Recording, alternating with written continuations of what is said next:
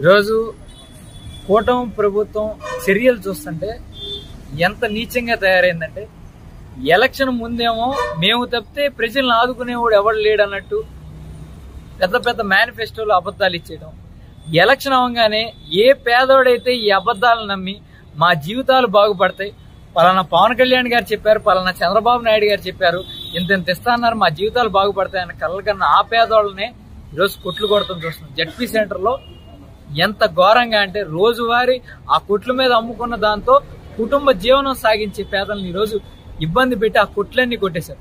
కనీసం ఎందుకు కొట్టారని టీపీఓ గారిని అడిగితే నాకు కమిషనర్ ఆర్డర్ ఉందంటారు. కాదండి, వీళ్ళు కోర్టుకు వెళ్ళారు, కోర్టు నుంచి స్టేటస్ కో ఉందని చూపిస్తుంటే స్టేటస్ కో లేదు, ఏం లేదు, కోర్టు మాకు సుప్రీం కాదు, కమిషనర్ సుప్రీం అన్నారు. సరే, కమిషనర్ సుప్రీం అన్నారు కదా, ఆ స్టేటస్ కో ఆర్డర్ కమిషనర్ చూపించారా అంటే నేను చూపించానని అక్కడ ఆయన చెప్తారు.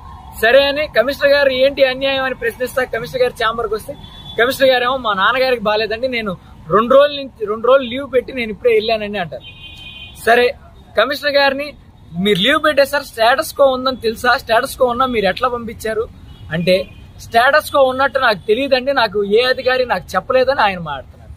స్టేటస్ కో ఉందని ఆయన టీపీఓ గారు చెప్తే స్టేటస్ కో ఉందని నాకు తెలియదని ఈయన చెప్తున్నారు. అంటే దీనిపైన ఎవరుండి నడిపిస్తున్నారు? ఈ అధికారులు నడిపించేది ఎవరు? ఆ పేదవాళ్ళ జీవన ఆధారాన్ని ఈరోజు కుదేలు చేయమని చెప్పింది ఎవరు? అంటే లోకల్ మంత్రికి తెలియకుండా ఇవన్నీ జరుగుతున్నాయా? అక్కడ లోకల్ ఇన్ఛార్జీలకి తెలియకుండా ఇవన్నీ జరుగుతున్నాయా? అంటే పేదవాళ్ళ బతుకులు నాశనం చేయడమే మీ ఎజెండానా? ఇదొకటే మిమ్మల్ని ప్రశ్నిస్తున్నాను. ఈరోజు కమిషనర్ గారు చెప్పిన దానికి, టీపీఓ గారు చెప్పిన దానికి నేను మీడియా వాళ్ళకి కూడా ఇస్తాను. నేను ఏదైతే కాల్ వాళ్ళతో మాట్లాడానో అవంతా రికార్డ్ చేయడం జరిగింది. ఇద్దరు ఏం మాట్లాడారో, అసలు ఇద్దరు మాట్లాడేదానికి సంబంధం ఉందో లేదో మీకు క్లియర్గా మీడియా ద్వారానే మీడియా వారికి ఇష్టం కూడా జరుగుతుంది. మీరే చూడండి, మీరే జడ్జిమెంట్ ఇవ్వండి. అంటే వీళ్ళు ఎంత నాగ్గా డ్రామా ఆడాలని ట్రై చేస్తున్నారు. సమాధానం తోచింది చెప్పడం.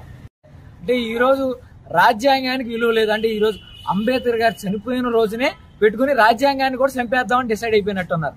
వీళ్ళ రాజ్యాంగం ఒకటి కొత్తది పెట్టేసుకుని, మనం ఎవరు రాసిన రాజ్యాంగానికి మనకు లేదు, కోర్టు లేదు, ఏమీ లేదు, మంత్రి పైనుంచి ఫోన్ చేయడం జరుగుద్ది, కింద కమిషనర్ ఆర్డర్ ఇచ్చేయడం జరుగుద్ది, కింద అధికారులు చేయడం జరిగింది. ఒక కోర్టు ఆర్డర్ లేదు, ఒక లాయర్ మాట వినేది లేదు, పేదవాళ్ళని కనీసం హ్యుమానిటేరియన్ గ్రౌండ్స్ లో ఆలోచించేది లేదు. ఈరోజు మళ్ళీ కమిషనర్ గారు మేము డిమాలిష్ చేయలేదంటాడు, ఈయనేమో నేను డిమాలిష్ చేశాను. ఇవన్నీ మీకు నేను మాట్లాడిన ఫోన్ కాల్స్ అన్ని ఆ ఆడియో ప్రూఫ్, వీడియో ప్రూఫ్ మీకు ఇవ్వడం కూడా జరుగుతుంది. ఖచ్చితంగా చూసి ఒకటే చెప్తున్నా, ఎల్లకాలం రోజులన్నీ ఒకేలాగా ఉండవు. ఎవరైతే అధికారులు ఈరోజు పేదల మీద పడుతున్నారో, ఎవరైతే అధికారులు నాకు మంత్రి ఉన్నాడు నన్ను ఏం చేయలేరండి, మంత్రి తలకిందులు అవడం ఎన్నో రోజులు పడద్దు రాజ్యాంగంలో, అది తెలుసుకోండి.